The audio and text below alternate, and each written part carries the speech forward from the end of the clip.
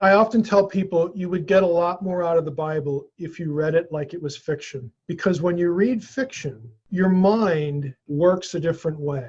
You know when you're reading a novel, I bet I'll see that place again. I bet I'll hear that little snippet of dialogue again. I'll bet I'll see that car again.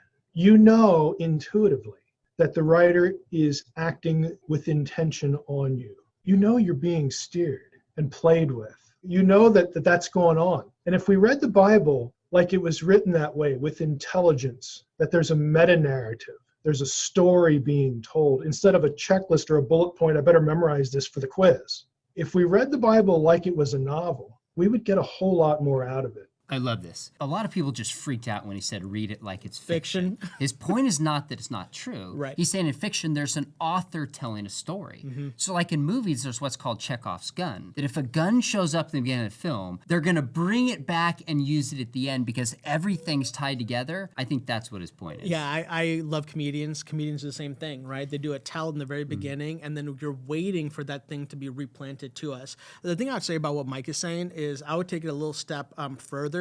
I just want people to read their Bibles, right? Like just read your Bible. I have been listening to the Bible for the first time this year, so I'm doing my read the Bible. And what Mike is getting is so important. The ability to activate your senses and your mind with the biblical text in different ways than we've been kind of desensitized to is extremely important. And we have to understand the literary framework and see that there is one divine author who's communicating through a variety of literary genres.